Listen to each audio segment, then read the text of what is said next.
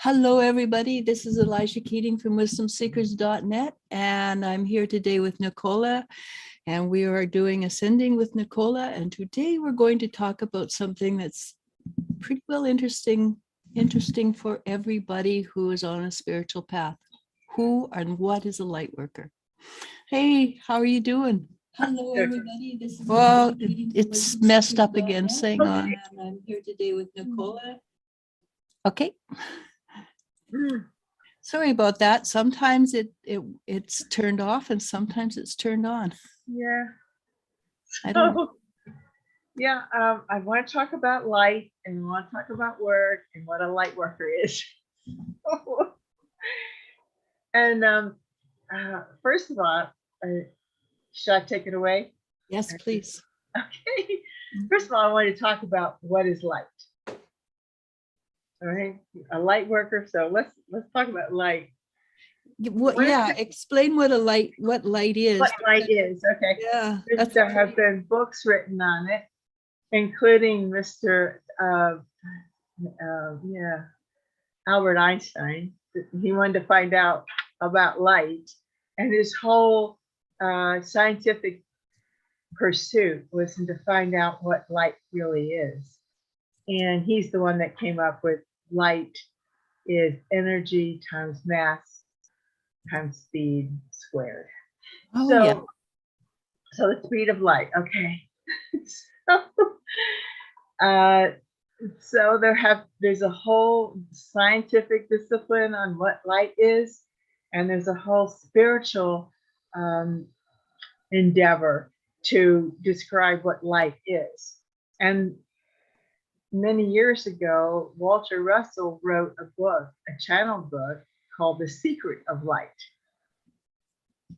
And who's Walter? Walter Russell? Yeah, because that's a name I'm not actually familiar with. What's interesting to me also, I think he was either 75 or a little older when he married. Yeah. And there's a center in the Shenandoah Valley that is his center, the Walter Russell Light Center. Okay. And in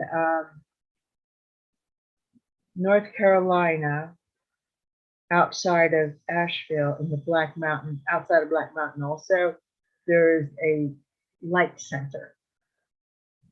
So I've been hearing about light and the light and go to the light for many, many years.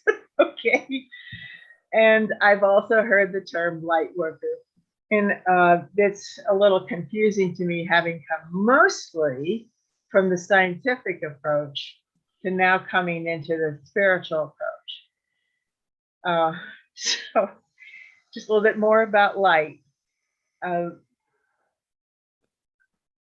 When I was pursuing learning more about the spiritual love and what spiritual light is, many people with a near-death experience talk about going to the light.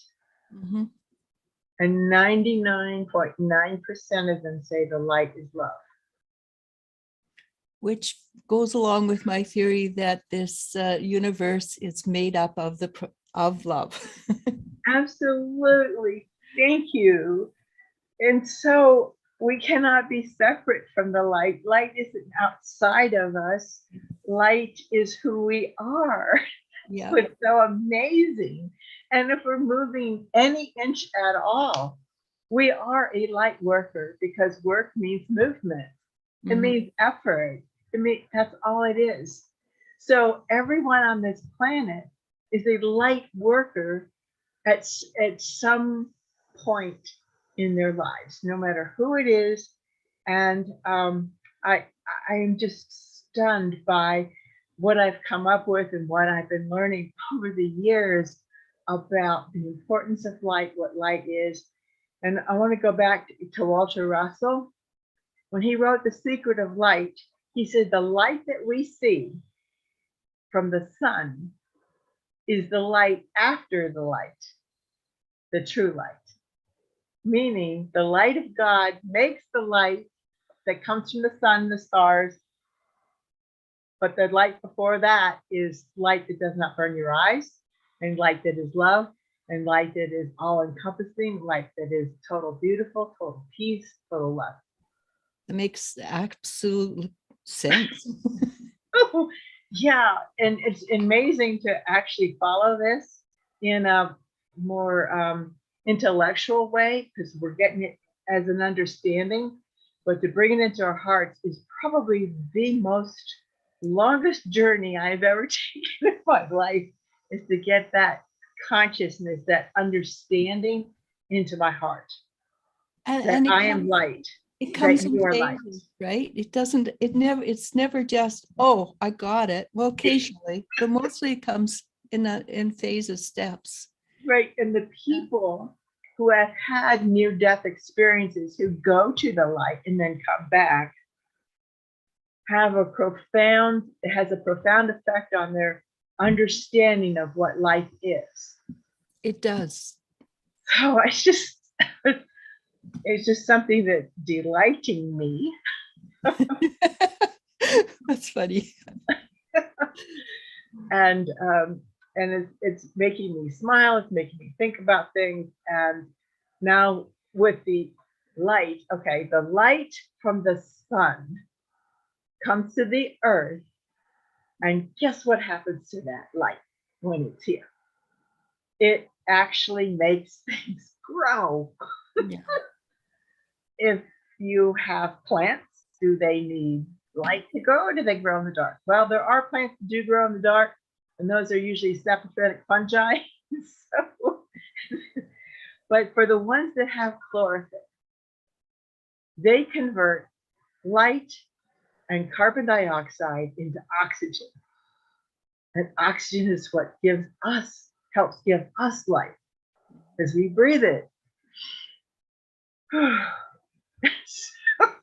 Thank God for that too.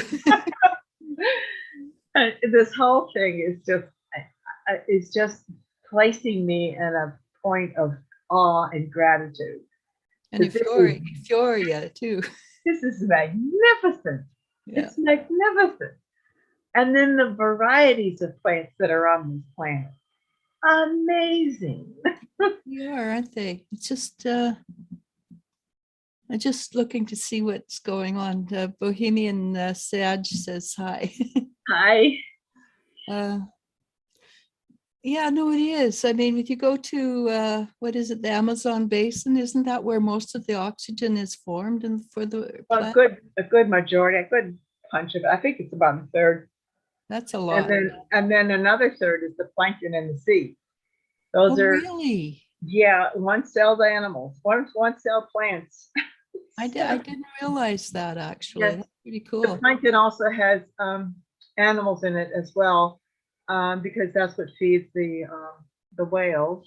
They eat, the baleen as they filter that through. But the algae in the ocean, all of the plants that grow in salt water are producing another large portion of our oxygen, and the rest of the land-based. And even though we talk about the jungles, yes, they do, and but every other plant that's on this planet does help produce oxygen. Now, in the days of the dinosaurs, the oxygen level at that time was much higher than it is now.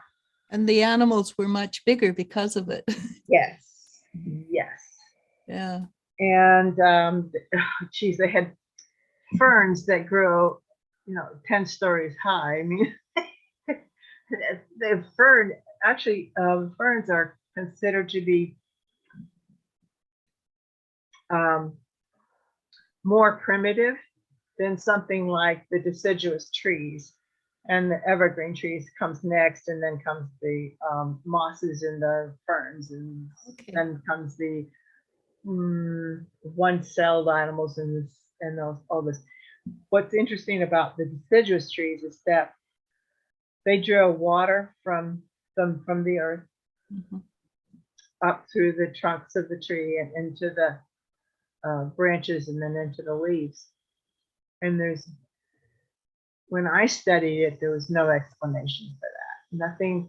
Nothing could, no theory or nothing they could find was what the mechanism was. It's not transpiration. They just thought, well, it's a kind of a passive process. Well, and recently they discovered it was not a passive process, that it is definitely something that's like they couldn't find the pump, but they actually were able to record a sound of that pump. Sound. A sound, and they called it the heartbeat. Okay, because in the Bible, and I think if you go to any religion, you'll find that basically it says the same thing. First, there was the sound. Mm-hmm. So that's pretty cool. It totally is. Mm. So everything is connected, and the electromagnetic scale of light goes from the invisible light to the visible light to the infrared spectrum and then to the radio waves. Is the infrared spectrum like what they call the redshift? Yes. Okay. And then the UV is the blue. Yeah, okay. So the electromagnetic spectrum has a very small part that's visible light to our eyes. Very small compared to the reality. That's true. Would that have something to do with, when we work in our, for lack of a better word, we work in our imaginations, we visualize, Mm-hmm. and we're working on a higher level of the light, basically. Yes, absolutely. Yeah. Because in the invisible light spectrum, definitely. Yeah. That's the electromagnetic. That's where thoughts are. That's radio waves are. That's where. Oh, it's amazing. Because I'm discovering more and more and more, not just for my own sake, but from listening to people I work with, that their thoughts have transmutability, and what happens there moves into our physical reality. Right. Now, Joe Dispenza, who's been studying the physics of all of this, he says that thoughts are electric. Mm-hmm. And feelings are magnetic. Right. I remember that. Yes. So when you work in the energies, you want to work feeling and absolutely. You want them connected. The intention plus feeling equals manifestation. And the feeling is what the universe listens to, not the thoughts, because we have many different words, different languages, but the feelings are always going to be human. Right. Well, the intention goes into the energy field. Mm-hmm. So, yeah, because when you, this is, I get, my mind's going faster than my mouth. It's so exciting, isn't it? When you're in spirit and you're not with this body, like in a near-death or an out-of-body experience, they have thoughts and they have feelings. Mm-hmm. So it's still electromagnetic. Just because we're out of the body, you're still experiencing all of those things. Okay, yeah. So when I do mediumship work, sometimes I hear words from the people. Sometimes I just feel what they're feeling. Mm-hmm. And their intensity of feeling is kind of overpowering at times. It's so strong. And it's pretty amazing. I find it's amazing. Yeah. It's totally amazing. I'm even though I've been studying this and feeling it, and it's been more or less being more of a delight in an aha moment of a moment. So now all these moments have been accumulating over a period of time. And well, I'm thinking I'm getting more parts of this puzzle. It's even more astonishing than I thought years ago. Yeah. So tell me, when you do your biofield, you do it with more with intention or emotion, right? I do not really add a lot of emotion to it, Mm-hmm. Except that it's because my heart's open. So obviously my love is there. I don't send it because I'm a part of the love. So I connect with the higher love. Okay. I connect with that. And then that, see, we're all connected anyway. So Yes. We are all, everything is one, basically. so sort of in my quadrant to your quadrant, we're connected with these the paths of light. So I could call it. And then I pull in the origin from the quantum field. The origin. From the origin, I would say the loving blackness. So, okay, yeah, there's you've said this before, the void, the 0 point energy, and there was another term too, I forget which. It's interesting how the scientific term is 0 point energy, but it's hard for me to even imagine that, where I can imagine that void. Yeah. And when some people report who've had a near-death experience, often talk about being in complete darkness when they first leave the body. Really? Yeah, and complete darkness, but it's not threatening, it's not awful, it's just peaceful. Mm-hmm. And if you look at the night sky, to me, there's the dark and the light, and it's all peaceful. Yeah, it So really. they go into to me, they're going into the womb. Okay.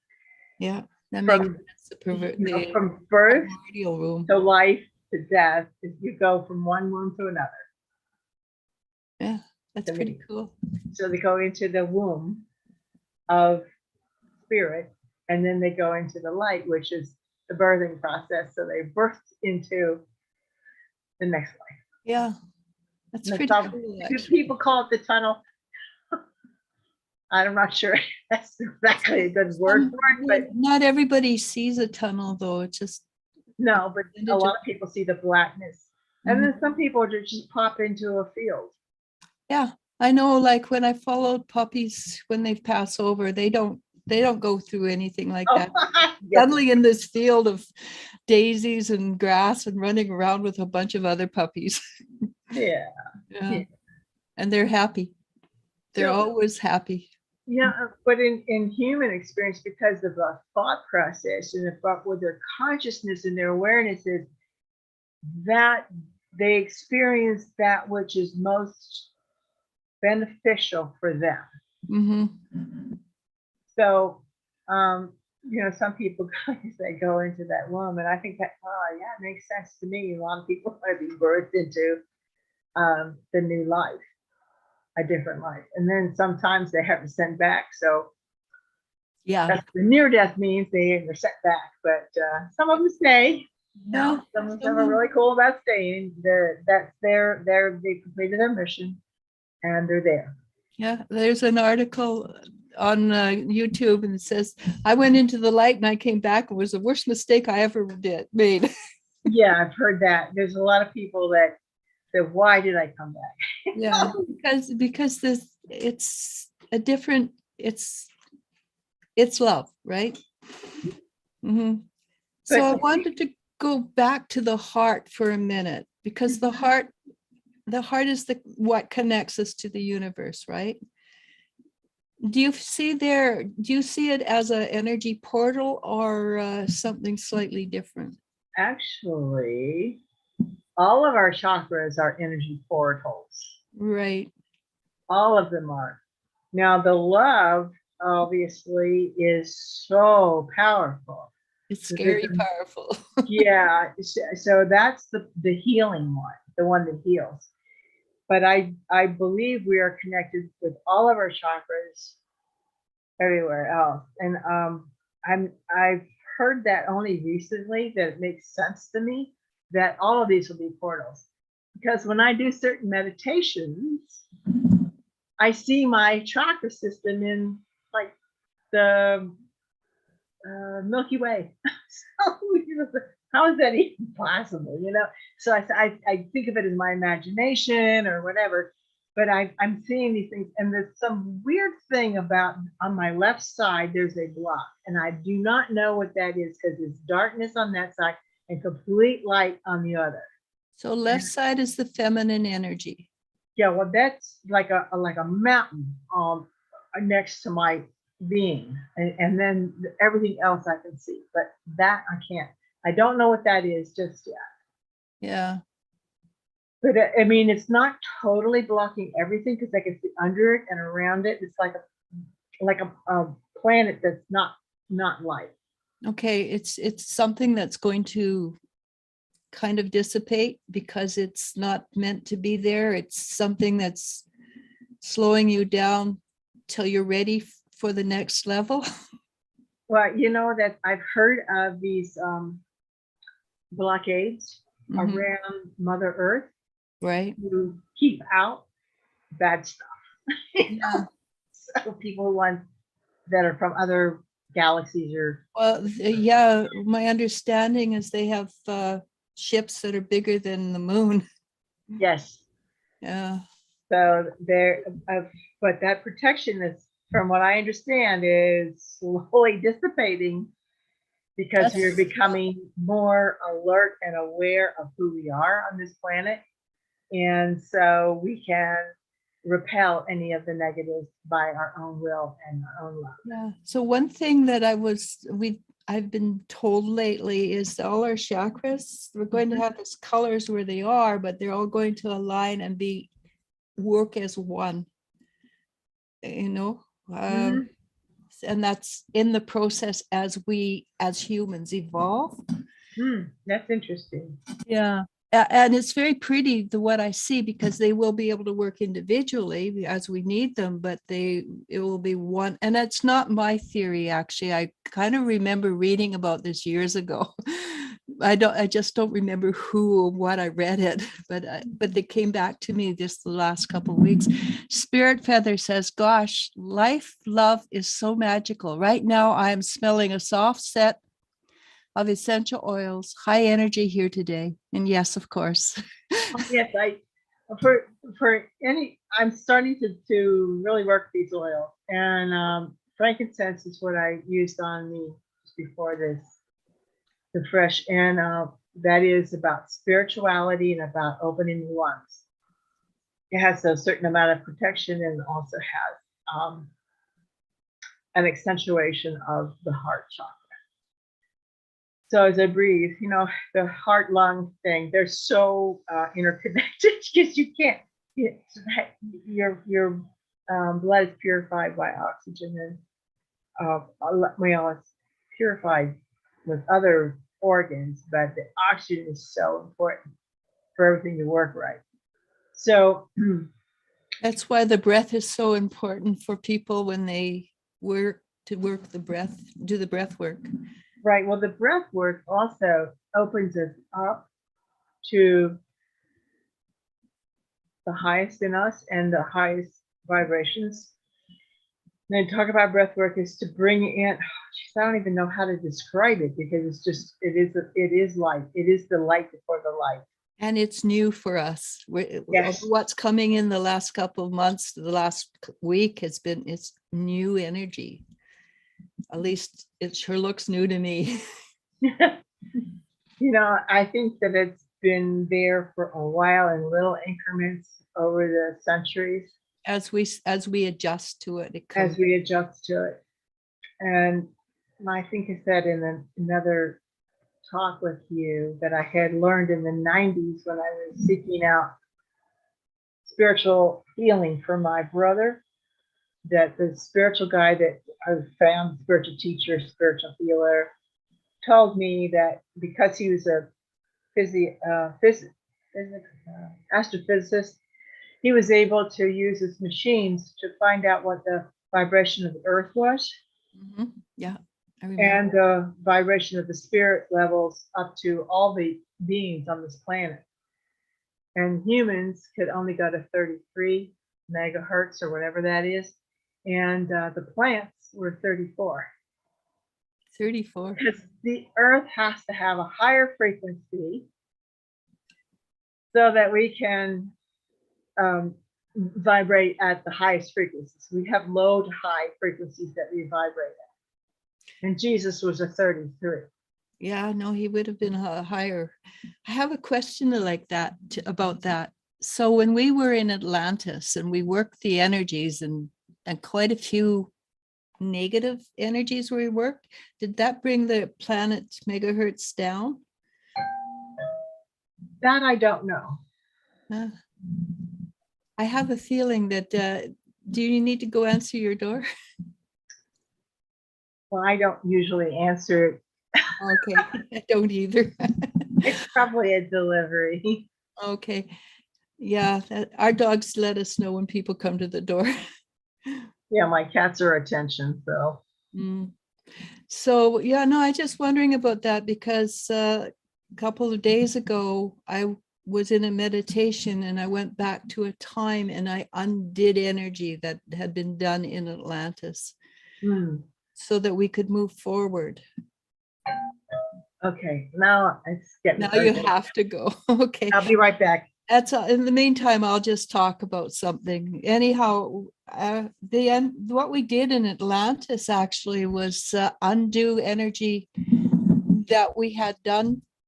A group of us, I think there was about a group of 5 of us had done. We had tried to change what nature had built, and we tried to make it into something that was not natural. And we had to, for the earth, for us now, and for the earth itself, we had to go back and undo that energy.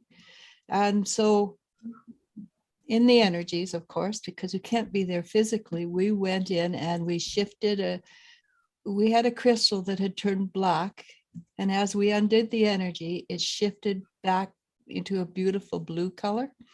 And all I can say for sure is that the top of my head felt like it was flying off, and then it was over. So back to what we were talking about. Wow, that was my neighbor. She's gone out of town. Anyway, so I think we have really covered light. Yeah, pretty good.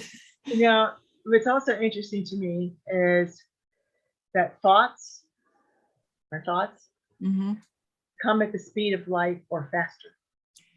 Yes. So what are thoughts? They're light. Yeah, they have to be, don't they? Or pre-light, okay, which is the God light, okay? So when they come in faster than the speed of light, they're coming in from God. And that would be how we manifest. Yes. Yeah. That's Well, it's a precursor, right? And so what it's energy coming from the field makes matter. And our 8th chakra that's above our head, the star chakra. That's they call it the star chakra, the soul chakra. I'm not sure, soul star, whatever. Yeah, I've heard the star chakra, but I'm sure there's a lot of other names. Oh yeah, and that chakra is the major portal for a long time. And of course, we're all going to be different, but I can feel the energy moving when you talk about it. Ooh, I can feel it too. Thank you, God. You know, I normally am cold. I'm just warming up big time. So what was I saying? Okay, so when your thoughts come in at the speed of light, they are like the sun.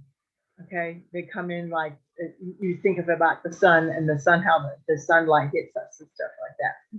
But the light before the light is the light that created everything, which is love. Yeah. Okay, so love and light. This is so amazing to me. It is, you know. How does the Earth Star chakra fit in with this? That's the one that that's the one that allows all that light to come in as thoughts. It also gives us the grounding to Earth itself, right? But yeah, yes. But if you focus just on that and not on the other chakras, then you're staying up here. You got to make sure that that energy that the soul star gives comes all the way through us, all the way to our feet, and all the way to Earth. I saw a guy on TikTok, and he looked like he from the Orient, and he looked like a highly spiritual person. And he says and I thought it was very interesting, and it does go in with what we're doing. He says, when people give you compliments, you take it in, you say, thank you very much. And then you allow it all the energy to go down into the earth. Yeah. And I thought that is amazing, because that will keep you on track for being a spiritual light worker. Yes. And keep you grounded without allowing us to fall off the razor's edge. Right. What's really fascinating to me is that it takes no work to be the light. No work at all. This because it's who we naturally really are. So the work is to remove all obstacles for that light to come through. That's it. That's what a light worker really is. But it's not easy. No, of course not. Simple, but not easy. Simple. Yeah. And that's what I noticed, right? The last couple of weeks, I've had many people coming to me asking, can you help me? I have this block or this hook. Can you help me? Oh. And the blocks are just falling away this last little while. Oh, God, thank you. I mean, I can feel it. It's surrender, surrender, surrender, surrender. Mhm. Let go, let go. There's nothing you need to do, just be. Yeah, exactly. And then what you do is your choice. You can say, okay, I'm going to go paint a picture. Okay, I'm going to go for a walk. Okay, all those are choices. And those choices are what builds and manifests things in your life. That's it. But it's so amazing about the blocks are usually things have been put there since you've been born. Most of them, when I work with people, I do something I call leveraging. I can trace it back, the threads, I can trace them back right back to Atlantis sometimes. Or, which is really interesting, with depending on the people, outer space, different planets. Oh yeah. That's another thing, about being star seeds. We're all star seeds. So just, it's no big deal. It really isn't. It's just another. No. But while we're here, we're human. We're human now. And that's what we have to remember. Every thought that we think and every thought we ever thought before this life is all recorded somewhere. Akashic records, fields, I don't know. So everybody is learning different things to bring back to each other to celebrate. I mean, it just amazes me. But each time somebody drops something, it's like when you throw something in a puddle and the water bounces out, it affects everybody every time. Once one little thing is dropped. Oh, absolutely. It's just amazing to see the interconnectedness. Right. Your healing is my healing. Yeah, exactly. And that's why it is so important to not judge, because we're all light workers, every one of us, even though they seem like they're really somewhere in the dark. There's that spark of light, and that spark of light will never go away. Well, so my cards are called the Spiral Tarot, right? And so even people who are there at the very beginning, they've chosen to make this journey. Absolutely. They're already light workers because they've chosen to make this journey. Just because they're young souls on earth doesn't mean they're really young souls, just because they're the same age as the rest of us.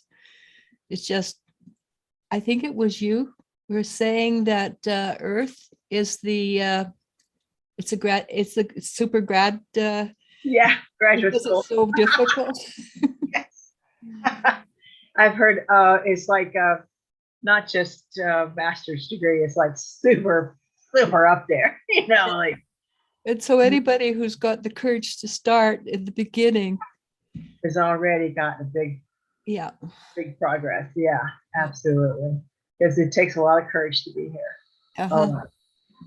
And because it's so dense and we're light beings, right? So when we come into this density, from what I understand, not so much intellectually anymore, but I got a gut feel about it, visceral, from people who have gone into spirit through a near death or an out of body experience and then come back to this density. And it's excruciating for a lot of them. They say so much squeezing and densifying and containing and heavy and and there's a lot of us come in who we get really fat, like huge. Mhm. And that's because we try to protect ourselves energetically. We're trying to protect our energy. Mhm. And so when our auras get bigger, we get bigger because but that, I think that's leaving. I think that fear energy is leaving. Right, I think so too. I think Yeah. I think we're done with that I because we're believe getting other ways to protect ourselves Mhm. and to be able to hold the light. Yes. We have to get a little bit less dense in our bodies. And that's funny, isn't it? That we have to become less dense to hold more light. Absolutely, because that's part of the ascension process, and that means getting lighter. That's all it means to me. It may mean something to other people, because when you do have a near-death experience, a lot of people experience lifting up out of the body and going up. So that ascension kind of feeling going up. Mm-hmm. So actually, if you think about up here's the earth and it's round. What's up? Up is out. Exactly. Just because you think it's up, it's not really it, because in space they don't know what up is. Exactly, because up could be down. The spirit says light workers, star seeds, seem to share the sense of not belonging, seeking home. But I've realized we can find our home, our sanctuary within ourselves, our own heartbeats, and connecting to another. Absolutely. Yeah. That's what we're here to do. It's to bring that light, bring home to this, bring home through us to make Earth a good home. So we have somebody called Dawn Higher Guidance 77. She says hi and kiss her. So spirit has just discovered something, and I didn't realize, and I think it's new, that when she clears the energy or when she works with energy, she starts to float.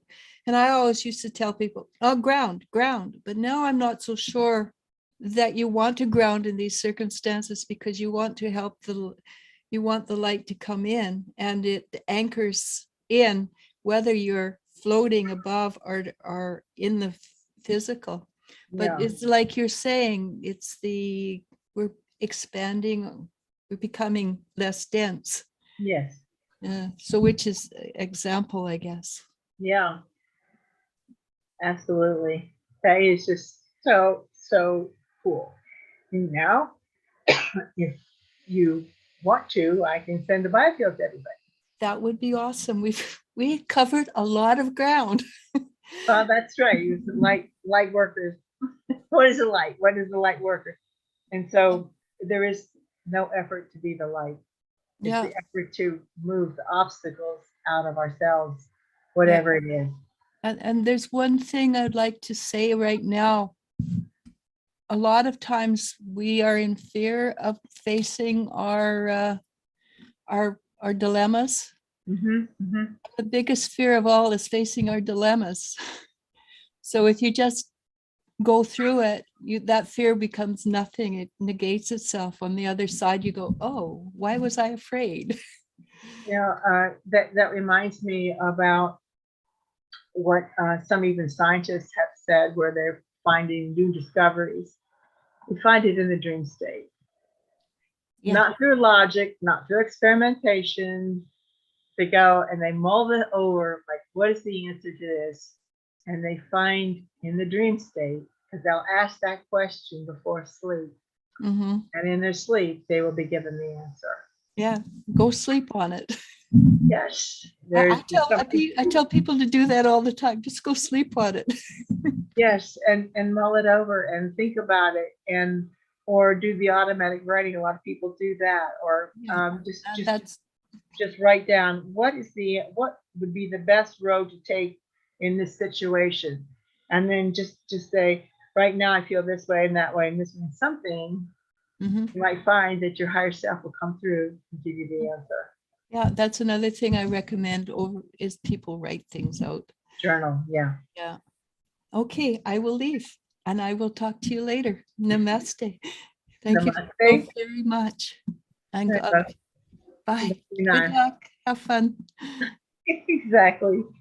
Okay, get ready for light coming in. That's what this is all about.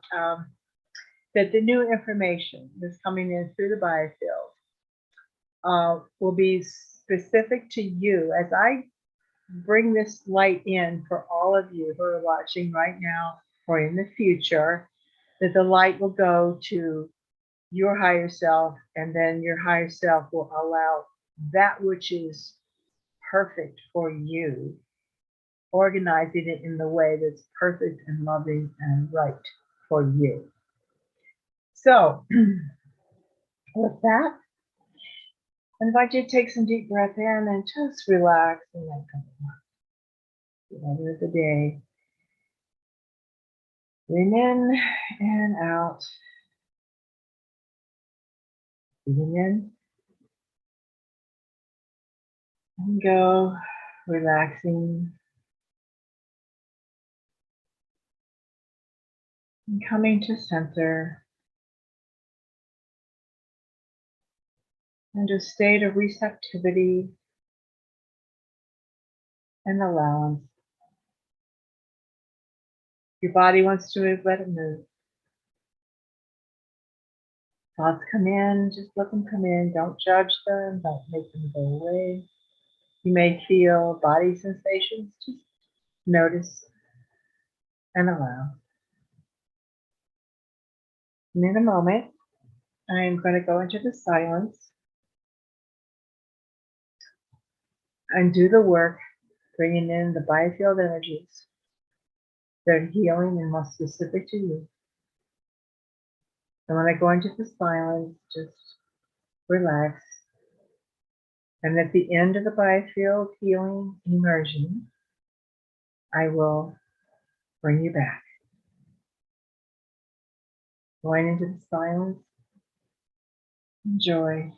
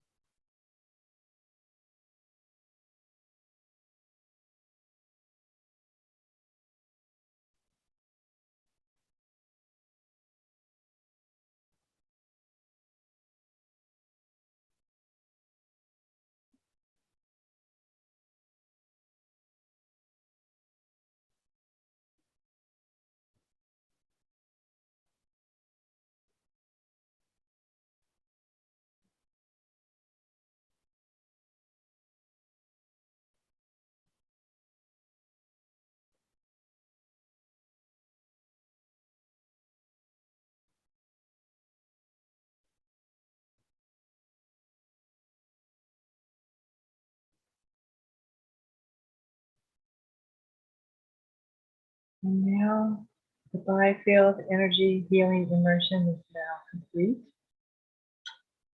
And I invite you now to take a deep breath.